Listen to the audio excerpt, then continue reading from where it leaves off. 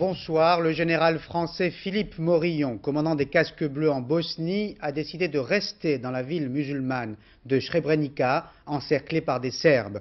Nous avons réussi à le joindre peu avant ce journal. Nous entendrons son témoignage. Nous écouterons également notre invité, le Premier ministre, mais aussi ministre de la Défense. Bonsoir, Monsieur Bérégovoy. Bonsoir, Monsieur Palamar. Des incidents violents ont opposé à Gardanne ce matin près de Marseille des militants d'extrême droite à des manifestants de gauche. Jean-Marie Le Pen, présent sur les lieux, a dû repartir. Patrice Velay et Jean-François Georgetti ont filmé la scène. Les écologistes tentent de retrouver leur marque à une semaine des élections législatives. Le leader des Verts nous dira comment dans quelques minutes. Bonsoir, Monsieur Wechter. Bonsoir. Une tempête meurtrière souffle sur l'est des États-Unis. Elle a tué 42 personnes. Nous appellerons Jean-Marc Ilouz à Washington. Enfin, Alain Prost a fait un retour triomphal en Formule 1.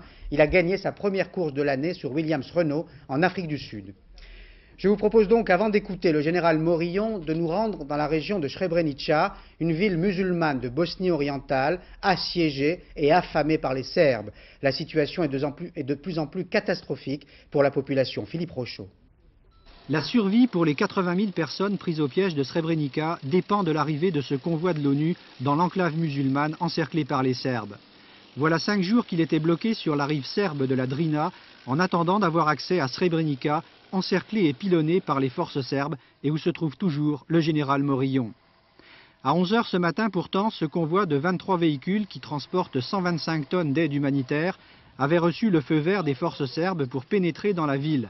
Mais une demi-heure plus tard, il était contraint de faire demi-tour, malgré une négociation très serrée entre les officiers des Nations Unies, la police et l'armée serbe. On pensait qu'on avait la permission de continuer avec le convoi, mais manifestement, l'ordre n'est pas descendu à ce niveau particulier. Or, il y a urgence, car les réfugiés continuent chaque jour d'affluer sur Srebrenica. 175 blessés graves attendent en vain des soins et des médicaments qui se trouvent précisément dans ce convoi des Nations Unies. Voilà 3 mois que la ville n'a pas été ravitaillée, 5 jours que certains habitants n'ont pas mangé. C'est pour eux que le général Morillon est resté pour tenter d'obtenir la levée du blocus imposé par les Serbes et organiser les secours. Par sa seule présence parmi les habitants et les réfugiés de Srebrenica, le commandant en chef des forces de l'ONU en Bosnie veut dénoncer l'encerclement d'une ville où s'abritent des femmes et des enfants et empêcher que l'irréparable ne soit commis par les forces serbes qui ont commencé ce soir un pilonnage intensif de Sarajevo. La détresse des habitants est telle que le général Morillon a donc décidé de rester. Il leur sert en quelque sorte de bouclier. Est-il libre pour autant de ses mouvements? C'est la question que je lui ai posée dans un entretien radio enregistré peu avant ce journal. C'est de façon délibérée que j'ai décidé de rester ici. Mon intention initiale était de déployer des observateurs. J'ai compris en voyant la situation sur place et à la demande de la population que pour calmer ses angoisses et pour assurer sa sécurité, il fallait que je reste avec eux. On nous disait pourtant hier que dans un premier temps, vous étiez en quelque sorte retenu par la population. Oui, c'est vrai. Ce sont les femmes et les enfants qui se sont opposés à mon départ alors que la présidence l'avait accepté, car encore une fois, je considérais que la présence d'observateurs était une garantie. C'est vrai donc que j'ai été retenu, mais c'est vrai aussi que, bon, pour mon honneur de soldat, j'ai voulu leur montrer que je n'étais pas leur prisonnier et que je me suis donc volontairement échappé au cours de la nuit pour revenir bien sûr dans la matinée et leur dire que je restais avec eux. Votre action a un certain panache, on l'observe de Paris, mais est-ce que vous ne palliez pas la défaillance de la communauté internationale et notamment des gouvernements? Oh non, pas du tout. Non, j'ai tout à fait conscience que l'ensemble des Nations Unies d'abord et des gouvernements soutiendront mon action. Je compte sur eux d'ailleurs. Et en priorité pour que ce convoi routier qui est toujours bloqué à Dvornik soit acheminé le plus vite possible. Je répète qu'il y a des milliers de réfugiés ici, dont certains n'ont pas mangé depuis 5 ou 6 jours. quelles conditions posez-vous exactement? Que demandez-vous aux Serbes qui assiègent et qui encerclent la ville? Je demande, comme il m'a été promis, la cessation de l'offensive, la cessation immédiate de l'offensive et le respect des accords de cessez-le-feu et le déploiement d'observateurs, l'ouverture d'un corridor routier, l'ouverture d'un corridor aérien pour l'évacuation par hélicoptère des blessés. Mon général, vous voulez, par notre intermédiaire, par l'intermédiaire de France 2, vous adresser aux Serbes. Vous pouvez le faire. Oui, je m'adresserai aux Serbes qui m'ont fait confiance depuis le début de ma mission et qui me respectent. Faites confiance aux Nations Unies. Vous savez bien que nous ne sommes pas vos ennemis. Comprenez que c'est aussi pour vous, les Serbes, que je suis ici et que je resterai à Srebrenica. Monsieur le Premier ministre, j'ai envie de dire aussi, Monsieur le ministre de la Défense, et c'est une des raisons pour lesquelles on vous a invité, comment réagissez-vous à ce témoignage? D'abord, approuvez-vous l'initiative du général Morillon? Oh, j'approuve sans réserve l'initiative du général Morillon. C'est un acte exemplaire. Le général Morillon est le commandant des casques bleus, donc il est sous l'autorité de M. Boutros-Ghali, secrétaire général de l'ONU. Mais n'oublions pas qu'il est français. Et je crois que tous les Français peuvent être fiers de l'attitude qu'il a adoptée. Il est resté pour obtenir qu'un convoi humanitaire arrive à Srebrenica. Il est resté pour obtenir que les combats s'arrêtent. C'est la population bosniaque qui lui a dit « Morillon, ne nous quitte pas ». Et il est resté. Comme quoi, il y a des moments dans la vie, il y a des moments dans les combats où un homme, par son courage, par son autorité, peut modifier le cours des choses. Y parviendra-t-il? Je le souhaite. Vous vous rappelez que lorsque l'aérodrome de Sarajevo était inaccessible, le président Mitterrand est allé sur place et on a pu, après, faire atterrir des avions. Eh bien, j'espère que le général Morillon, dont l'attitude est tout à fait exemplaire, obtiendra le même résultat. En tout cas, je veux lui dire que la France est à ses côtés. Et je suis convaincu que toute tendance politique confondue, nous sommes très fiers de lui. Alors, ça se passe comment? Vous dites qu'il est sous l'autorité de Boutros-Ghali, le secrétaire général de l'ONU, mais vous êtes le chef du gouvernement. Est-ce qu'il a demandé l'autorisation? Et à qui? Non, à vous? Il n'avait pas à nous la demander, puisqu'il est sous l'autorité des Nations Unies. Mais nous sommes d'accord avec son initiative, car je vous rappelle que la résolution 770 des Nations Unies doit permettre l'arrivée, là où c'est nécessaire, des convois humanitaires, vivres et médicaments. Nous avons fait beaucoup pour cela. D'ailleurs, il y a d'autres soldats sur place que les soldats français, mais les Français y sont présents. Nous comptons déjà un nombre de morts et de blessés qui n'est pas négligeable. 12. Est-ce qu'il ne prend pas un risque militairement? Mais il assume ces risques. Et je crois qu'en effet, c'est le seul moyen que nous ayons de faire bouger les choses. Il ne va pas s'engager dans une guerre universelle. Il faut essayer de régler le problème de la Bosnie. Et dans le problème de la Bosnie, la grande difficulté, c'est qu'il y a des Croates, c'est qu'il y a des musulmans, des Bosniaques, et il y a des Serbes. Il faut donc que le plan de M. Vance et Owen soit accepté, notamment par les Serbes, et qui l'ont jusqu'à maintenant refusé. Vous savez que les Bosniaques sont réunis pour voir s'ils peuvent l'accepter. Pour l'instant, seuls les Croates. Autrement dit, il faut que la Bosnie indépendante garantisse le droit des minorités. Alors justement, est-ce que l'aspect spectaculaire de l'initiative du général Morillon ne révèle pas au fond l'impuissance des gouvernements et de la communauté internationale? J'ai l'impression qu'il fait ça parce qu'on ne sait plus quoi faire. Quelle est l'autre solution? Est-ce que l'autre solution, c'est la guerre dans un pays où l'on sait, tous les experts vous le diront, que ce n'est pas facile?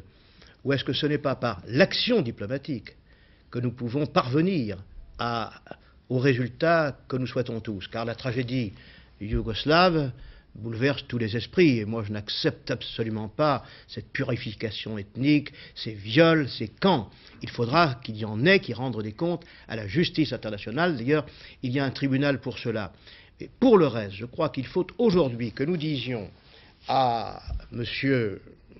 Milzolevic qu'il doit exercer sur les Serbes de Bosnie l'influence qu'il avait promise lors de sa rencontre à Paris récemment. Vous ne regrettez pas de l'avoir reçu à Paris? Pas du tout, justement, parce que ça a permis l'approbation du plan Vance-Owen, donc une avancée vers une solution diplomatique, mais en même temps, il faut qu'il exerce lui-même l'autorité qu'il a sur les Serbes de Bosnie. Monsieur le Premier ministre... Si vous me permettez oui. encore un mot, je crois qu'il faut que chacun comprenne que la patience collective de la communauté internationale a ses limites, et les Serbes de Bosnie et de Serbie doivent en prendre aujourd'hui conscience.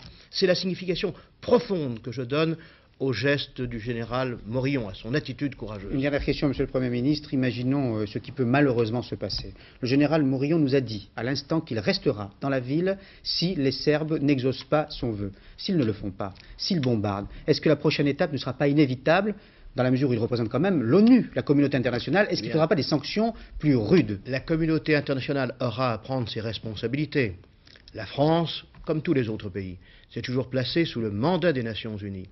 Mais je crois qu'il faut faire preuve de la plus extrême fermeté. Il y a des actes qui sont inacceptables. Moi, je tiens à le dire aujourd'hui devant vous. Et je souhaite que l'ensemble des Français, dans les circonstances où nous sommes, se regroupent autour du général Morillon.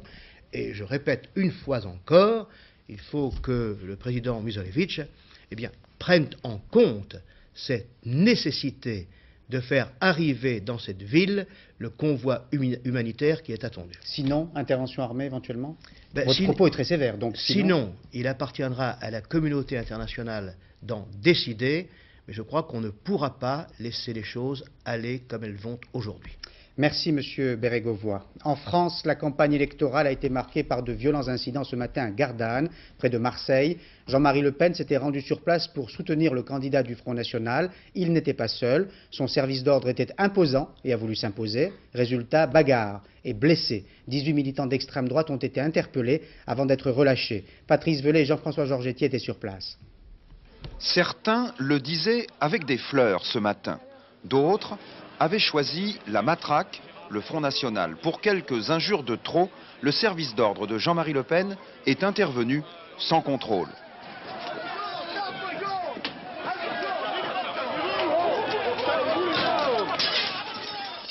Coups de matraque sur des passants, lacrymogènes, bris de vitres, devant des gardes mobiles passifs et débordés, un marché, champ de bataille.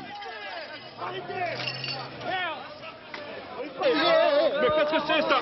Regardez, regardez. Voilà ce que c'est Le Pen, messieurs. C'est Le Pen. Je voulais vous saluer. Au nom de la démocratie. Pourtant, sur le marché, la campagne continue, calme et policée, jusqu'au repli stratégique face à une centaine de manifestants anti-Front National. Une contre-attaque avec légumes et projectiles divers, les gardes mobiles font barrage. Barrage jusqu'au départ de Jean-Marie Le Pen. Ensuite, les militants seront face à face. Ceux du Front National sont cette fois pris à partie. Intervention des forces de l'ordre, fouille des voitures, armes blanches confisquées, un véritable arsenal. Et puis plusieurs interpellations, 4 ici, 14 plus loin. Des militants Front National venus pour régler des comptes. Gardanne, jour de campagne, Jean-Marie Le Pen a qualifié cette virée électorale de petite matinée d'exercice.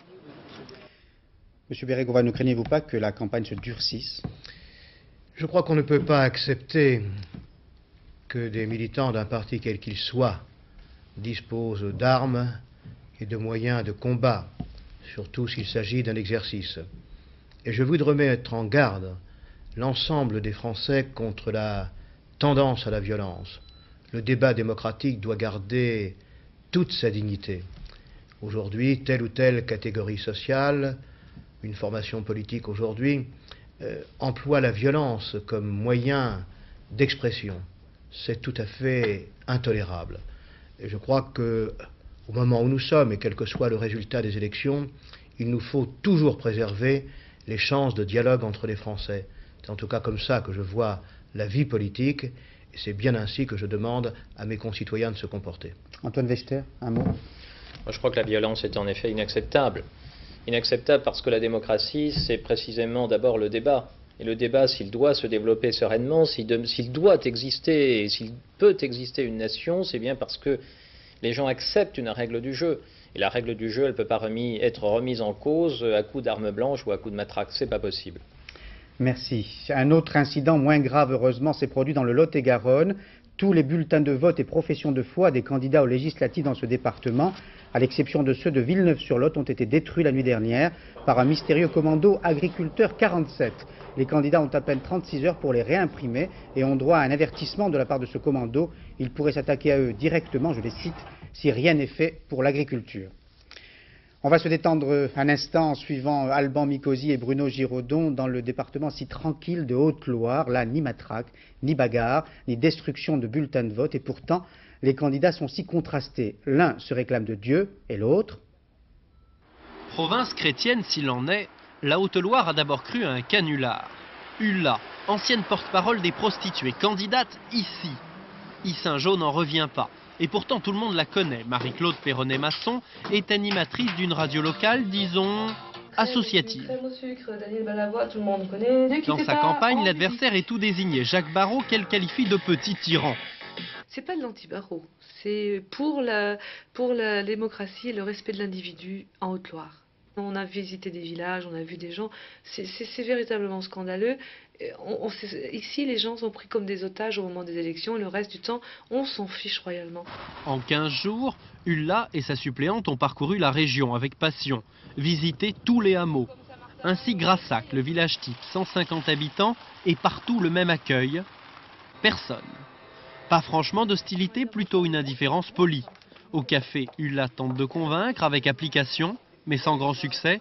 Selon les sources, elle est créditée de 0 à 3% des voix. La Haute-Loire est une province bien chrétienne. Et l'élu local ressemble à sa région. Jacques Barrot, centriste. À son tour à Grassac, toujours 150 habitants, mais là ils sont venus dans la salle commune écouter leur héros. L'ancien ministre n'a rien à craindre. Je la respecte. Je ne crois pas personnellement que beaucoup de nos compatriotes se retrouvent à travers une candidature dont ils n'ont pas encore tout à fait cerné la destination. Le seul souci de Barrot, c'est le nombre de listes, 8, qui pourrait l'entraîner vers un ballottage. C'est l'espoir de son adversaire, le socialiste Roland Casanova. Le week-end prochain, le Puy-en-Velay fêtera Carnaval, le roi de carton qu'on renverse et dont on brûle l'effigie. Aucun rapport avec les élections, la Haute-Loire est une province bien trop chrétienne. Antoine Wester, si Ulla et Jacques Barrot se retrouvent face à face au deuxième tour, qui choisiriez-vous si vous étiez évidemment électeur de Haute-Loire? Je crois que c'est très difficile à dire, car je n'ai pas examiné le programme d'Ulla. Par conséquent, vous savez, les écologistes se déterminent en fonction de ce que l'on peut faire ou de ce que les candidats veulent faire, et pas en fonction des étiquettes en l'occurrence. Alors on va parler du premier tour et du second tour des élections législatives. On va essayer d'anticiper et d'imaginer qu'on est, d'ailleurs on sera ensemble et en direct au soir du premier tour sur France 2. Que déciderez-vous le soir du premier tour? Que décideront donc les Verts et les écologistes pour le désistement? Au plan national, évidemment. Tout d'abord, il n'y aura pas de désistement au sens où on l'entend habituellement, puisque habituellement désistement, c'est retrait et consigne de vote. Il n'y a pas de consigne de vote, il n'y a jamais eu de consigne de vote depuis 20 ans que nous nous présentons aux élections, et il n'y en aura pas, par conséquent, au lendemain du premier tour. Et puis, il y a de toute façon ce qui est d'ores et déjà prévu dans l'entente, à savoir que la majorité des candidats qui ont possibilité de se maintenir au second tour se maintiendront. Quoi qu'il arrive. Quoi qu'il arrive, et pour être élus. Car moi, j'espère que les Français modifieront leur vote au vu des résultats du premier tour pour porter des écologistes, après les avoir placés dans le peloton de tête, pour les porter à l'Assemblée nationale. Et c'est là toute votre difficulté. Bon, on n'a plus le droit de parler des sondages, mais on vous crédite quand même d'un pourcentage de voix assez important. Et pourtant, vous pourriez ne retrouver aucun siège, n'avoir aucun siège à l'Assemblée nationale.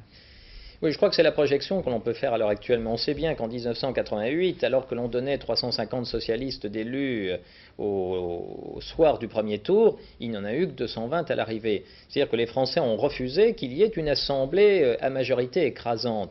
eh bien, lorsque, au soir du premier tour, j'en suis convaincu, ils verront qu'il y a 100 élus de couleur bleue et que l'on en annonce encore 350 autres, eh bien, ils se diront que finalement, il faut que cette assemblée soit à l'image de la vie, c'est-à-dire diverse, et qu'il y ait aussi du vert. Il y a eu un très bel élan chez les écologistes au tout début de la campagne, et puis comme un arrêt, là, à une semaine du premier tour. Comment expliquez-vous ces difficultés que l'on perçoit ?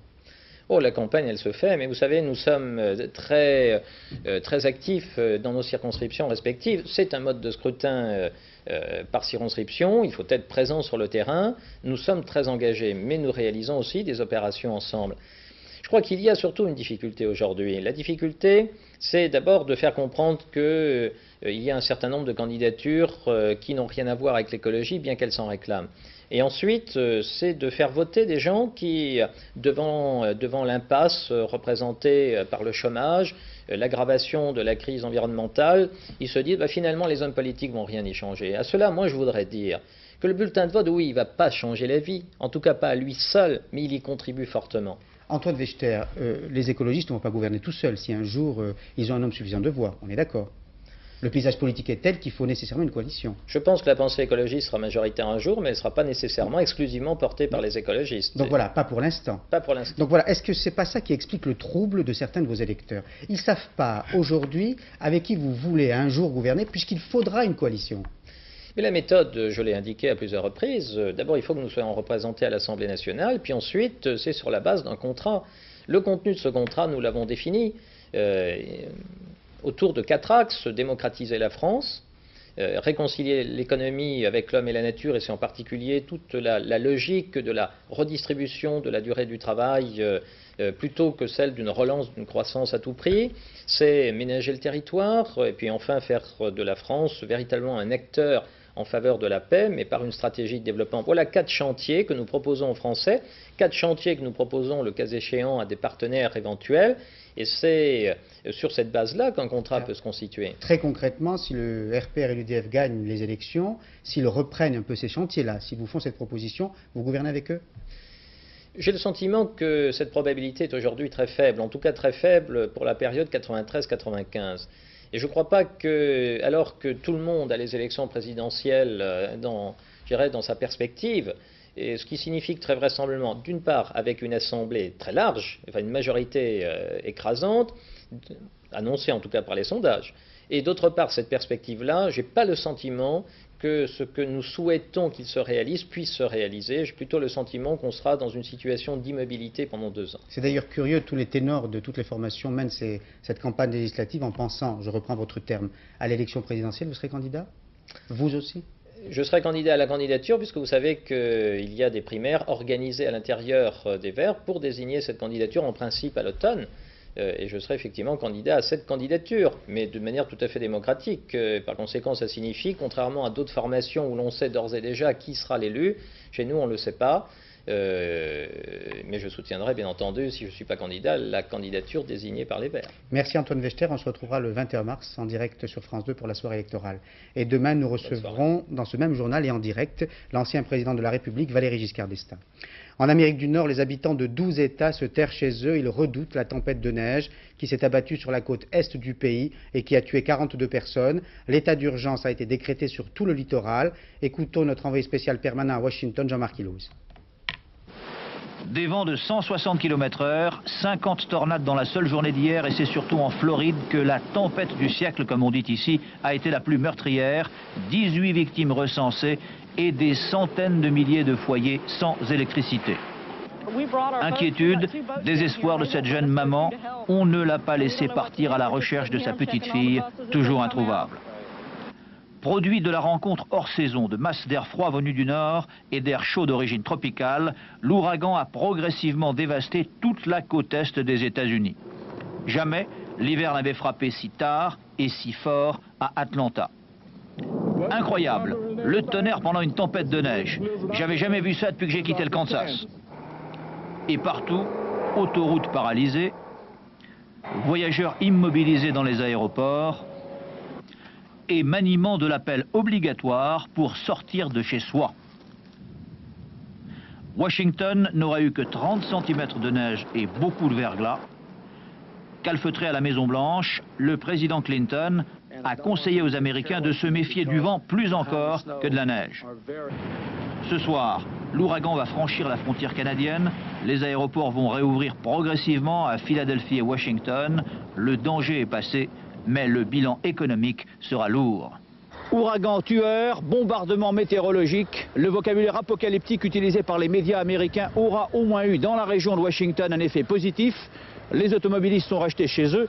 On ne déplore pas un seul accident de la route, mais on ne verra pas non plus les traces de l'abominable Yeti sur les pelouses de la Maison-Blanche. Peut-on restituer sans commentaire une histoire honteuse pour notre pays, une période de l'histoire Vichy? C'est la question controversée que Claude Chabrol soulève en nous proposant son nouveau film L'œil de Vichy. Le cinéaste a pris le parti de ne montrer qu'un seul versant, celui de la collaboration. Renaud Fessaguet et Pascal Ponce nous rapportent les réactions des premiers spectateurs, des enseignants. À l'origine du débat, un film d'archives signé Claude Chabrol. 2 heures durant, un montage subtil restitue l'actualité française déformée par la propagande mensongère des gouvernements Pétain.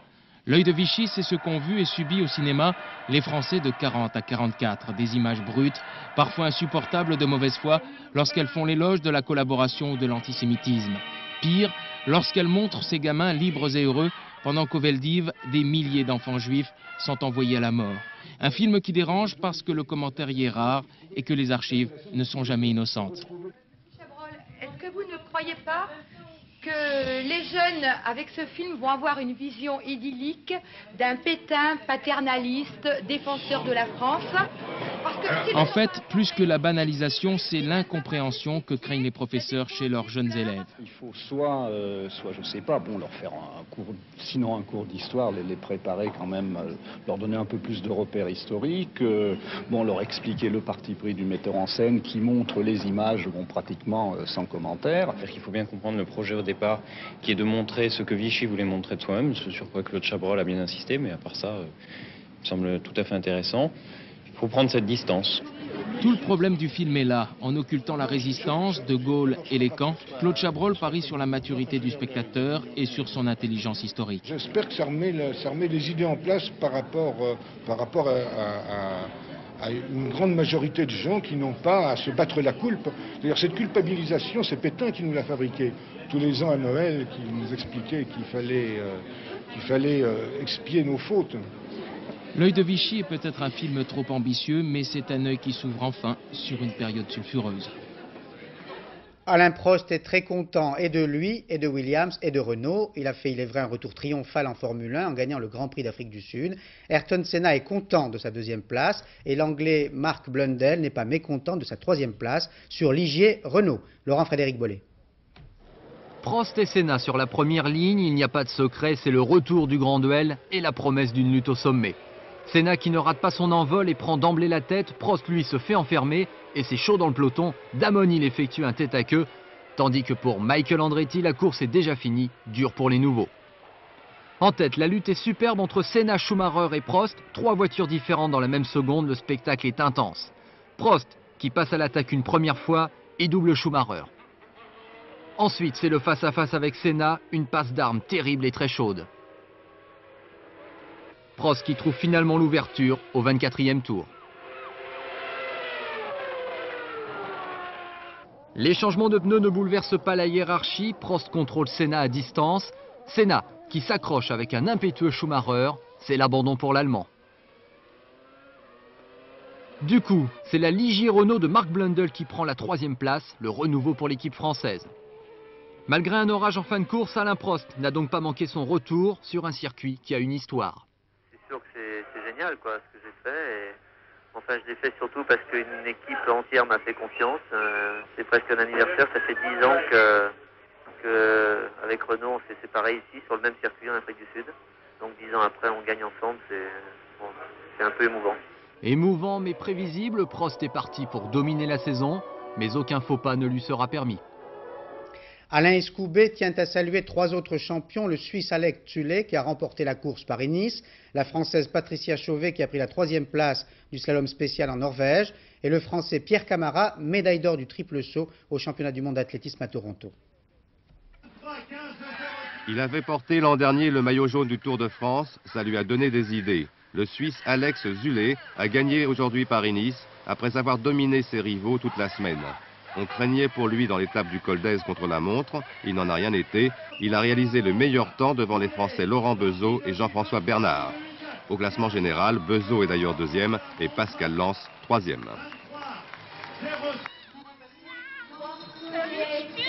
J'ai gagné, dit-elle, j'ai gagné. Et c'est vrai qu'elle a de quoi être épatée, cette petite Autrichienne. Elle n'a que 17 ans, elle partait avec le dossard 42 et elle bat toutes les grandes dans le slalom préolympique. Elle s'appelle Götzschel, comme Marielle, ou presque. Avec un nom pareil, elle devrait aller loin.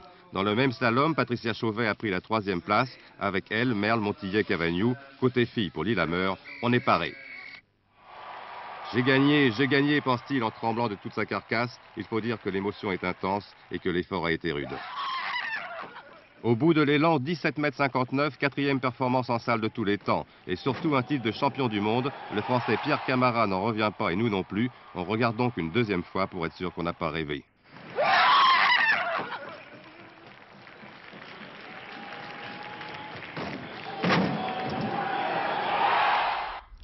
Hier, Kenzo, ce matin, Ungaro, ce soir, Christian Lacroix. Hier, l'arc-en-ciel, ce matin, le baroque. Ce soir, le strict, façon Lacroix. Défilé vu par Marie-Josée Le Picard et Tristan Legras.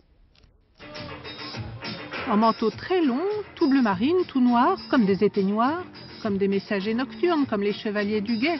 Où c'est qu'on est? Ouf! Ça s'ouvre, ça s'éclaire. Mais oui, c'était bien dès le début, on le savait, chez Christian Lacroix. Avec ses grands chapeaux, ses bijoux dorés, c'était clair, même si c'était noir. Manteau de daim brodé, harmonie au ton de cigare. Et des jambes tout de même, en collant de dentelle des jambes conquérantes. Effet de patchwork? Appelons ça plutôt travaux de marqueterie, c'est plus luxueux. La maison Christian Lacroix, dont le prêt-à-porter est désormais fabriqué en France, vient d'être rachetée par le groupe LVMH. Sous la tutelle des Sac Vuitton, la diffusion de Lacroix en Extrême-Orient devrait être techniquement facilitée. Parce qu'en ces périodes de crise, il ne suffit pas de très bien faire, il faut aussi trouver des routes d'exportation ouvertes.